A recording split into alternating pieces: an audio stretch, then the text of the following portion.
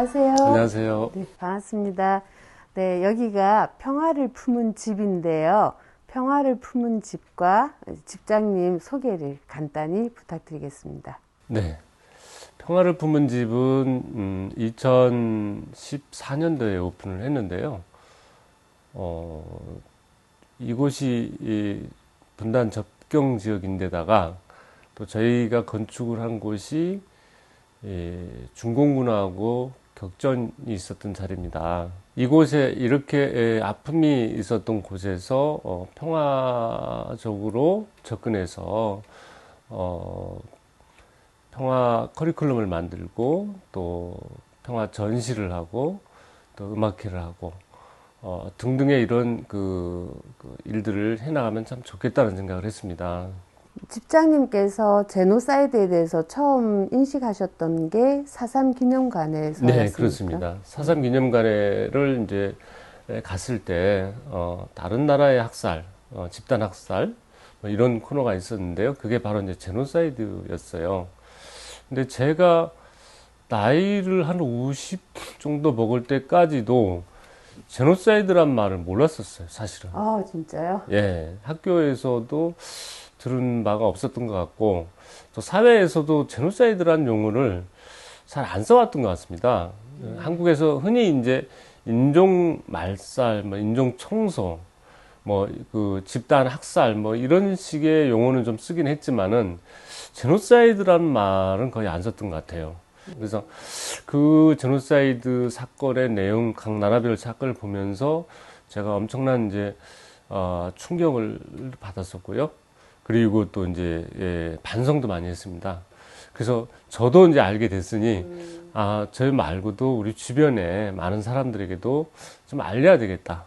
알리는 것만이 다시는 이런 끔찍하고 아픈 일들이 반복되지 않겠구나 라는 생각을 해서 우리가 이제 아까 그 공간적 동기가 됐던 이곳에 제노사이드 자료관을 함께 갖추게 됐습니다.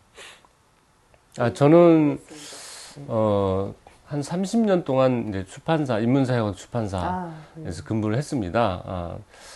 그 인문사회학 출판사에서 이제 근무를 하면서 이미 이제 그 사회의 어떤 그런 그 모순과 또 내지는 사회의 아픔과 또 역사, 이런 부분들에 대해서 시대를 직접 겪기도 했고 또 많은 공부를 하게 됐었고, 그리고 나중에 또 좀 본격적으로 일을 한다면은 바로 그 평화를 모티브로 한 그런 일을 좀 했으면 좋겠다 라는 생각을 이제 그 회사의 말년쯤에 그런 생각을 갖게 돼가지고 자연스럽게 지금 현재 일로 이어지게 됐습니다.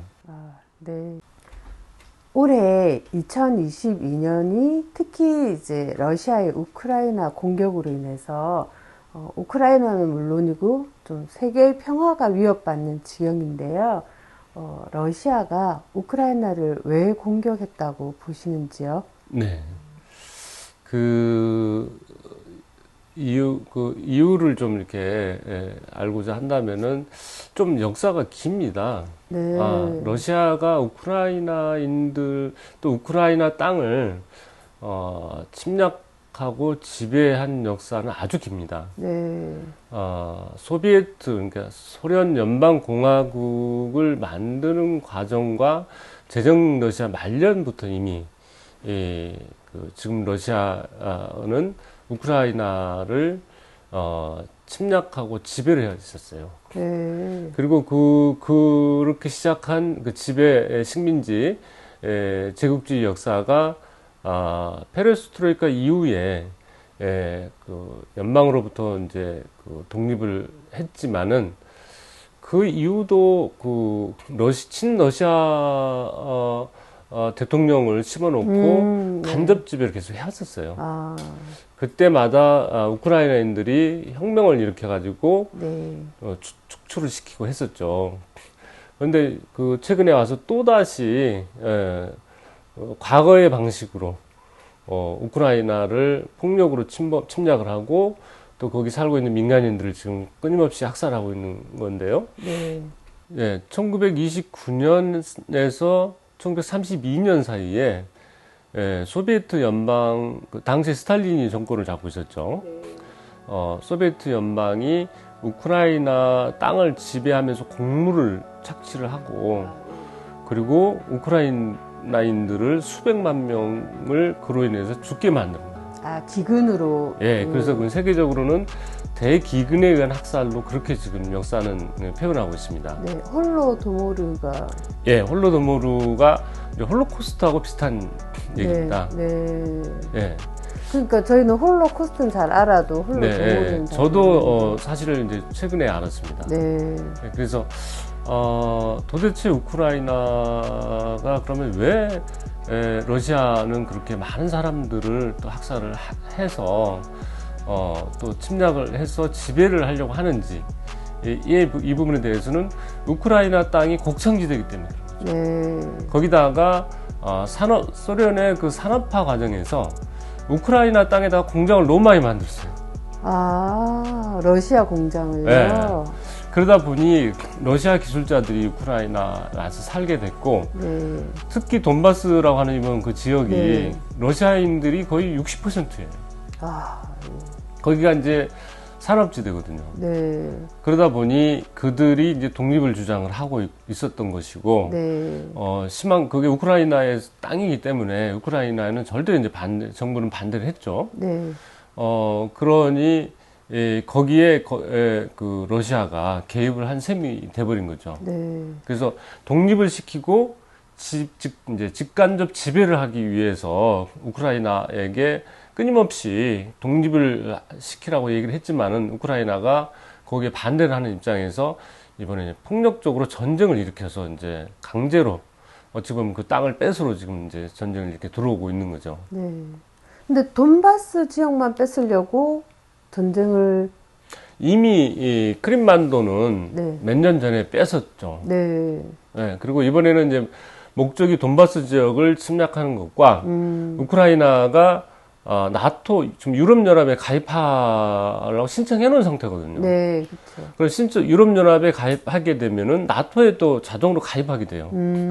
그렇게 되면은 나중에 러시아가 지금 같은 폭력적인 방법으로 우크라이나를 침략해 들어왔을 때 자동으로 나토가 개입하게 돼 있고, 그렇게 되면은 우크라이나를 자기들이 함부로 침략할 수 없다고 생각해서 그 전에 이제 침략해 들어온 거죠. 그러니까 러시아는 우크라이나를 주권 있는 독립국으로 인정하지 않고 있는 거죠. 거네요. 그러니까 과거에 자기를 식민지 지배했던 거에 대해서 연방을 해지하면서도 결국은 친러시아 사람들을 권력의 자리에 앉혀서 러시아가 함부로 그 우크라이나를 간접적으로 지배할 수 있도록 하는 체제, 시스템을 갖추려고 했던 거예요. 그리고 이미 러시아 연방으로부터 독립했던 나라들 상당수가 그런 방식으로 지금 지배를 하고 있는 나라도 있습니다, 실제로. 그러면 이제 우크라이나를 지속적으로 침공하는 러시아 같은 그런 사회의 다른 나라로는 또 어디가 있을까요? 지금 상당히 좋은 질문인데요. 사실은 지금 우크라이나도 전쟁을 했지만은 어느 특정 지역을 갖다가 지금 발사를 하려고 하는 기도가 계속 있거든요. 시도가 있어요. 실질적으로 민간인들을 수백 명을 지금 학살하고 있고, 그래서 우크라이나 대통령은 그걸 제노사이드라고 얘기를 하고 있는데요. 실제로 제노사이드라고 유엔에서 명명한 나라들이 지금 현재 6개 내지 7개가 되는데, 그런 나라들이 대부분의 이런 과정을 좀 거쳤다고 봐야 되죠. 러시아가 우크라이나에 하는 것 같은 과정. 똑같은 방식으로 터키가 아르메니아, 당시는 이제 정식 국호는 오스만 제국이라고 했었는데요. 세계 최초로 그 제노사이드라고 명명됐던 데가 바로 아르메니아거든요. 그것은 당시에 오스만 투르크, 현재의 그 터키가 아르메니아인들을 추방하고 또 아르메니아 땅을 점령하고 그리고 아르메니아인들을 추방하고 그리고 학살하는 과정을 거쳤거든요. 그리고 나서 일본이 또 1937년도 12월 달에 중국을 침략을 해가지고 상하이와 난징을 거쳐가면서 네, 네. 난징 그 중국인들 30만 명을 학살했거든요. 네. 그리고 학살하기 전에 이미 전쟁을 피해 도망갔잖아요. 네. 일종의 이제 추방이나 마찬가지인 거예요. 그리고 이미 1939년도에서 45년 사이에 유럽에서 유대인들을 씨를 말리려고 했던, 절멸시키려고 했던 홀로코스트가 있어요. 네. 그리고 이제 킬링필드가 있었고, 르완다에서도 그런 일이 있었죠. 르완다에서는 같은 국민인데, 후투족이 투치족을 아예 없애려고 했어요. 전쟁을 일으켜가지고. 그리고 또 보스니아에서도 그런 일이 있었죠. 보스니아에서는 세르비아가 무슬림 그 보스니아 내에 무슬림 세력들이 나라를 세우려고 하는 것을 막기 위해서 그들에게 학살을 하고 추방을 시켰죠. 전쟁을 일으켜가지고. 예, 그런 경험들이 있고, 최근에는 또 미얀마에서 로힝야족을 학살하고 몰아낸 일이 지금 있는 거예요. 네. 그러니까 이런 일들이 사실은 계속해서 지구상에서 일어나고 있는데, 그 중에서도 지금 힘센 이 러시아 나라라는 나라가 가장 더 폭력적으로 지금 우크라이나에 전쟁을 일으켜서 지금 침략을 하고 민간인들을 그렇게 지금 학살하고 있는 과정에 있는 거죠. 네, 그러니까 2022년 21세기에 우리가 이런 장면을 목도하고 보고 있는 그렇죠. 건데요. 지금 어떻게 보면 생중계로 우리가 보고 있잖아요. 그러니까요. 그래서 더 처참하고 좀 어떻게 할 수 없다는 게 믿어지죠. 그 무기력함에 많은 사람들이 우울하죠. 네. 왜냐하면은 세계의 여러 정의를 주장하는 나라들이 이제 개입을 하고 싶어도 좀 더 큰 희생자가 따를까봐 지금 사실 직접 개입을 못하고 이제 식량이라든가 무기라든가 등등 방어할 수 있는, 우크라이나 스스로 방어할 수 있는 그런 도움 정도만 좀 주고 있는 거죠. 네. 지금 계속 제노사이드에 대해서 말씀하셨고요. 이제 이 평화를 품은 집에도 제노사이드 역사관이 있는데, 제노사이드에 대해서 한 번 더 설명을 해주신다면, 제노사이드가 뭘까요? 네.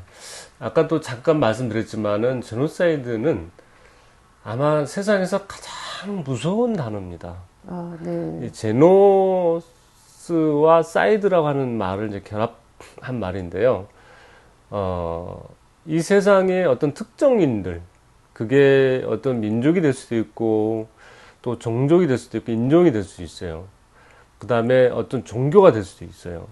그 다음에 어떤 국가의 어떤 이념이 다른 국가의 어떤 구성원이 될 수도 있어요. 우리 특히 남북한 같은 경우는 유엔에 2개의 국가로 좀 돼 있잖아요.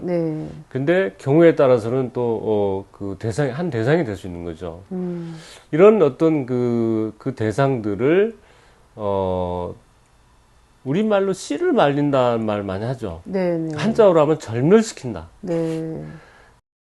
아예 지구상에서 없애버리려고 하는 그런 극단적인 방법을 통해서 집단 학살을 하는 행위를 갖다가 제노사이드라는 말로 표현을 하고 있습니다. 근데 우리나라 말로 사실 적절한 단어가 없는 상황입니다. 그러니까 지금 우리나라에서는 집단 학살, 또 대학살, 대량 학살, 인종 청소 뭐 이런 식의 이제 그 언론에서나 어떤 그 책에서 이렇게 그 단어를 쓰고 있는데, 실제로 그런 단어들이 제노사이드 본 뜻을 다 얘기해주고 있지는 않는 거죠. 예, 그게 이제 제노사이드라고 하는 그 뜻입니다. 근데 그런 단어가 근데 과거에 오래전부터 있는 것은 아니었어요. 1900 이제 그 홀로코스트가 끝날 무렵에 라파엘 렘킨이라고 하는 유대인 출신 그 학자이자 변호사인 라파엘 렘킨이라는 사람이 미국에서 이런 제노사이드라고 하는 단어가 아까 말씀드린 그런 내용으로 전 세계가 쓸 수 있도록 인정해 달라라고 해서 1인 시위를 했었어요. 미국의 이제 국회의사당, 유엔 본부, 미 행정부 관청 찾아다니면서 그분이 혼자서 그 이상한 시위인 거죠. 아, 지금으로 예. 따지면은 시위가 되게 보면은 그 이해관계를 요구하는 그렇죠. 예, 예. 그런 시위를 많이 하는데 그런 단어를 세계에서 써달라고 하는 시위를 하는 것도 참 당시에도 좀 이상스러웠죠. 근데 유엔에서 그걸 받아들인 거예요. 그 당시 유대인의 피해에 비추어서 그런 그렇죠. 기회가 그러니까 나왔네요. 홀로코스트 같은 사건이 네. 이 지구상에 끔찍한 사건이 다시 일어나면 안 되는데 뭔가 소통해야 되잖아요. 그 현상을 설명하기 예, 위해 해야 적합한 되는데 단어를. 복잡하게 얘기를 해야 되잖아요. 네. 단어를 만들면 너무 쉽게 얘기를 할 수 있잖아요. 네. 제노사이드 같은 사건이 다시 일어나면 안 돼요. 반복되면 안 됩니다. 라고 얘기를 해야 되는데 길게 설명을 해야 돼요. 그래서 그게 유엔에서 네. 받아들여졌고 또 받아들임과 동시에 네. 그 제노사이드 협약이라고 하는 걸 만들었어요. 네. 그리고 제노사이드 법을 만들었죠. 유엔에서. 네. 그리고 제노사이드를 이제 어떤 사건을 그러면 제노사이드로 할 것인가 라고 하는 개념을 또 수립을 해서 그럼 과거에 일어난 사건은 어떻게 할 것이냐. 네. 그래서 이제 과거에 일어난 사건이라 하더라도 처벌할 수는 없지만은 법의 잣대로 잴 수는 없지만은 명명은 하자. 그래서 최초의 제노사이드 사건을 아르메니아 제노사이드 사건을 갖다가 아르메니아 대학살 사건을 제노사이드로 명명을 했어요. 네. 유엔에서 인정한. 네. 그리고 두 번째 난징 대학살 사건을 두 번째 제노사이드 사건이라고 얘기를 했고요. 네. 그리고 세 번째 대학살 사건을 그동안에 홀로코스트라고 이름 붙였던, 네. 예, 물론 홀로코스트도 사실 그 후에도 일어난 얘기죠. 유대인 대학살 사건. 네. 사실 그 유대인 대학살이라고 하는 사건 자체도 어찌 보면 이름이 틀린 거예요. 왜냐하면은 유대인만 학살을 당한 게 아니라 그 기간 동안에 유대인이 가장 많은 희생자였고, 네. 당시에 사회주의 운동했던 정치범들, 그리고 동성애자들, 성소수자들, 네. 그 다음에, 집시라고 해서 유럽에서는 왜 네. 이동하면서 일정한 거주지가 없는 그 삶을 사는 사람들 있잖아요. 네. 그들.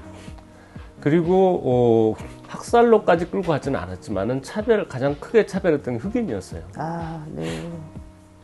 그들이 일종의 유럽에서 사회 악이라고 히틀러와 나치는 규정을 했었고, 네. 하물며 사회 독버섯이라고까지 규정을 했어요. 그 다음에 캄보디아에서 있었던, 극단 사회주의자 폴포트가, 당시에 농민이 아닌 사람들은 사회에서 없어져야 된다라고 생각했던 거죠. 그리고, 그 다음에 르완다 대학살도 역시 제노사이드라고 이렇게 얘기를 규정했습니다. 그리고 그 이후에 그나마 가장 최근이라고 하는 그 보스니아 네. 인종청소로 우리가 흔히 알고 있지만은 보스니아 사건도 제노사이드로 그렇게 명명을 했습니다. 네. 근데 이제 명명한 것뿐만 아니라 킬링필드 이후부터는 실제로 국제사법재판소가 가동이 돼요. 처벌도 하는 거예요. 범죄로 규정하고 네. 처벌하는 네. 그렇게 이제 절차를 밟은 거죠. 근데 실제로 처벌된 사례는 있습니까? 네, 세 사건이 있어요. 네. 그러니까 그 킬링필드와 그다음에 르완다 제노사이드와 네. 대학살 사건과 그다음에 이제 보스니아 네. 사건들인데 사실 킬링필드만 해도 사건이 발생한 지 10년 지난 다음에 얘기가 시작이 됐고, 네. 또 얘기를 시작한 지 10년 후에 재판이 벌어졌어요. 네. 많은 세월이 그러다 지나서. 보니 20년이라고 하는 시간이 지난 네. 거죠. 그러면 나이가 60 먹은 사람이 80이 돼버리는 거예요. 네. 그러다 보니 주 가담자 중에서는 재판을 받기도 전에 사망하는 이런 일들이 벌어졌고, 네. 더군다나 킬링필드가 이제 어찌 보면은 시간적으로 첫 제노사이드 사법 형사 재판이 이제 벌어지게 됐는데, 국제 재판이 벌어졌는데, 1차 킬링필드와 2차 킬링필드로 좀 사실은 나뉘어지거든요. 1차 킬링필드와 2차 킬링필드. 예, 예. 네. 근데 1차 킬링필드는 사실은 미국에 의해서 캄보디아인들이 학살된 사건이에요. 진짜요? 예. 그게 뭐냐면은 이제 미국의 원조를 받고 있었어요. 네. 근데 미국은 그 당시에 베트남전을 치르고 있었거든요. 네. 베트남전을 치르면서 베트남인들, 지금 이제 베트남은 캄보디아하고 국경을 지금 마주하고 있습니다. 네. 근데 베트남인들이 캄보디아로 피해서 넘어간다. 그래서 그 베트남인들을 없앤다. 그 죽인다. 명목으로. 예, 했는데 실제로 캄보디아인들이 수십만 명이 목숨을 잃은 거예요. 근데 목숨만 잃은 것이 아니라 부상을 입고 우리도 왜 먹고 살기 힘들면 도시로 가잖아요. 네. 역시 마찬가지로 캄보디아 수도 프놈펜으로 향해서 다 가버린 거죠. 네. 이유는 그리고 현재는 비행기에 폭격을 받았기 때문에 농토를 다 잃어버린 거예요. 농사질 땅이 다 파괴돼 버린 거죠. 집도 농사짓는 땅도.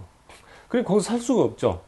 그래서 도시로 몰려간 거죠. 네. 우리나라도 왜 전국에 사람들이 서울과 부산 대도시로 와가지고 자연스럽게 도시의 빈민층들이 형성이 되고 네. 그 빈민층들이 먹고 살기 위해서 거리를 이렇게 헤매는 그런 일이 있었잖아요. 네. 마찬가지로 프놈펜에는 그렇게 도시의 빈민층들이 급격하게 늘어나 버린 거죠.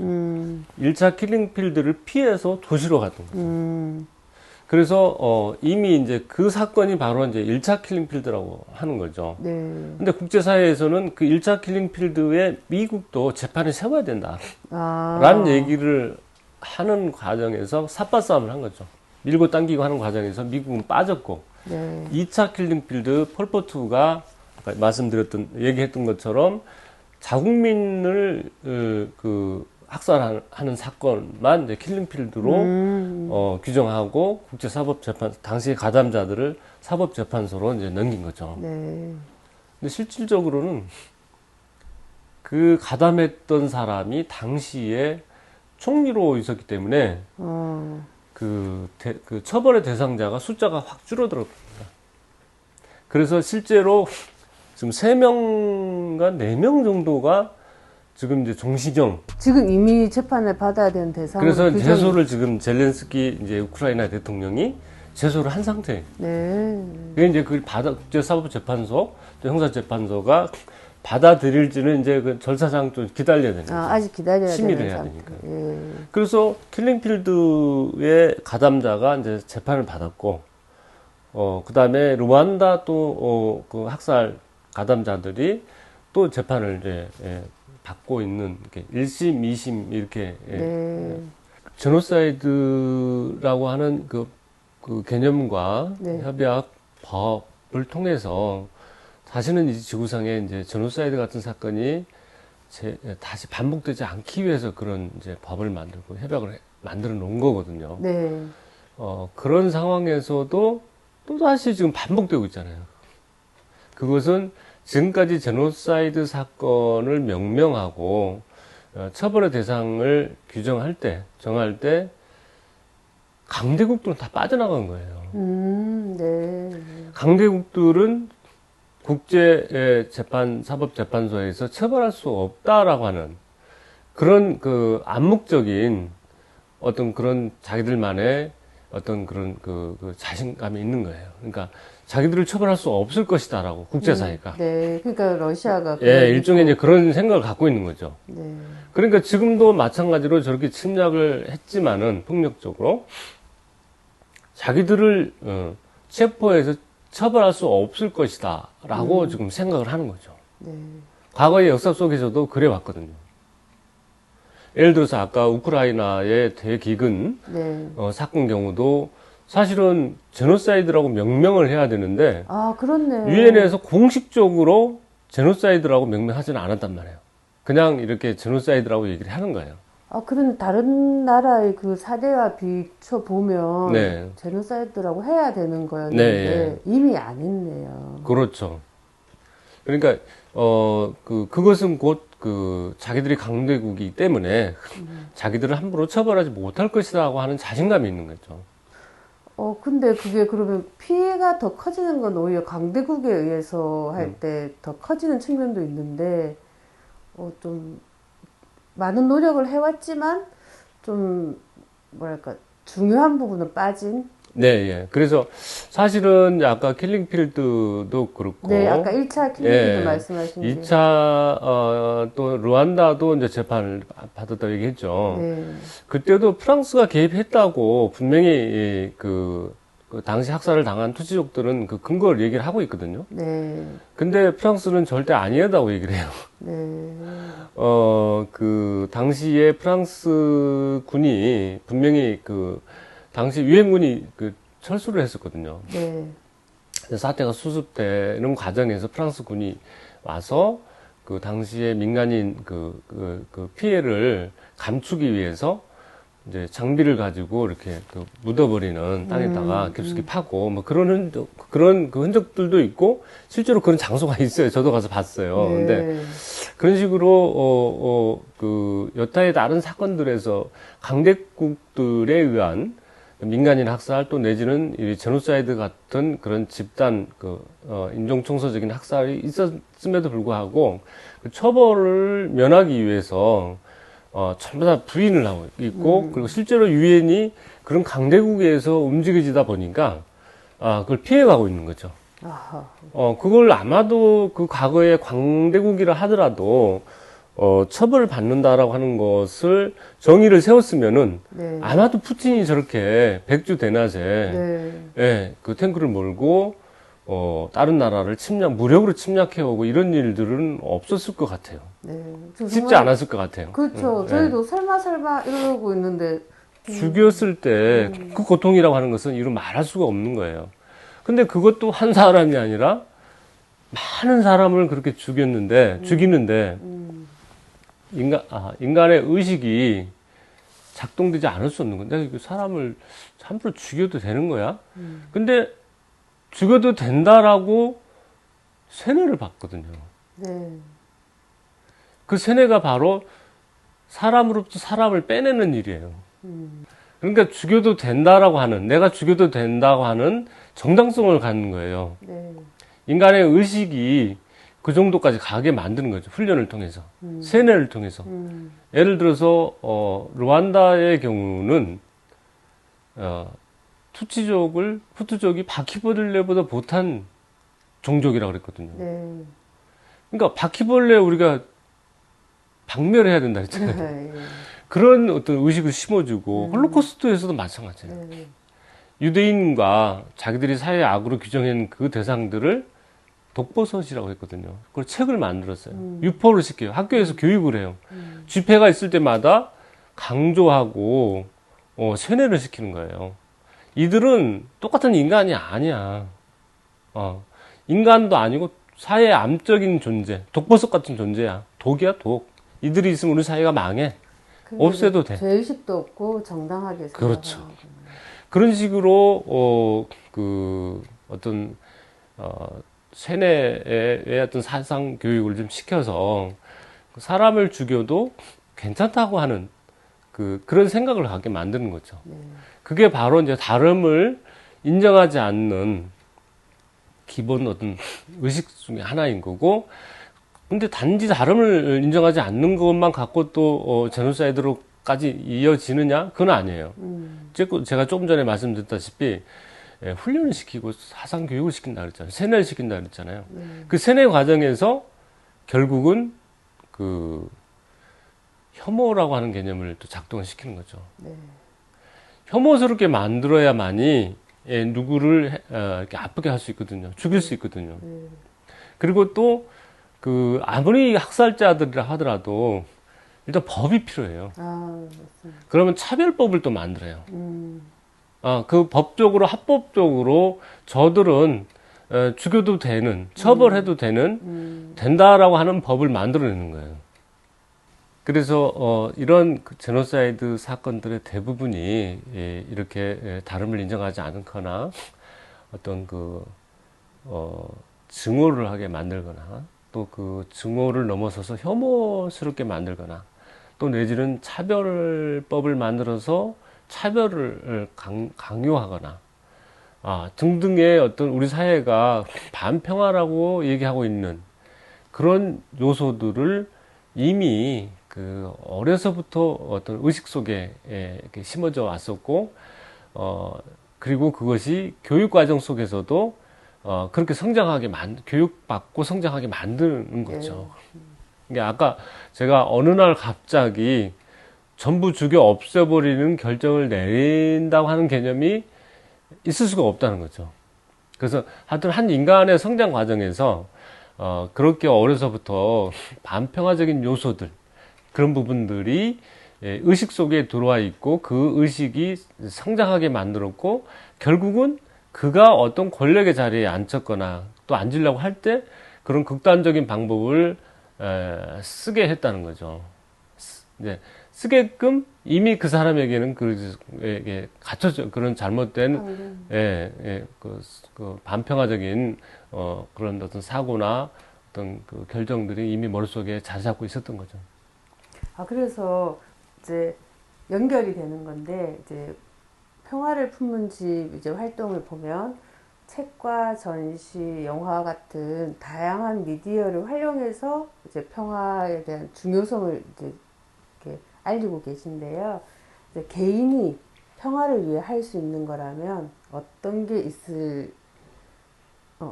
있고 또 개인의 평화를 위한 활동이 왜 중요할까요? 근데 방금 말씀하신 게 많이 들어가 있긴 한 것 같습니다. 맞습니다. 예. 그 가장 단순하고 쉽게 접근할 수 있는 것은 나 자신이 내 주변에서 관계 맺은 모든 사람들에게 다름을 인정하는 겁니다. 예. 사람들이 왜 나와 같지 않다고 해서 화를 내거나 또 내지는 왕따를 시키거나 소외시키거나 하여튼 등등의 이런 일이 어린 학교에서부터 그런 일이 있거든요. 예. 그래서 과거부터 왕따라고 하는 것은 상당히 사회에 중요한 어떤 잘못된 문제 중에 하여튼 이슈로 좀 돼 있거든요. 키워드로 잡혀 있죠. 그리고 이유 없이 차별하는 거. 예. 그 다음에 편견을 갖는 거. 사실에 근거하지 않고 그럴 것이다. 라고 해서 편견을 갖게 하는 거. 편견 의식을 좀 안 갖으려고 노력하는 거.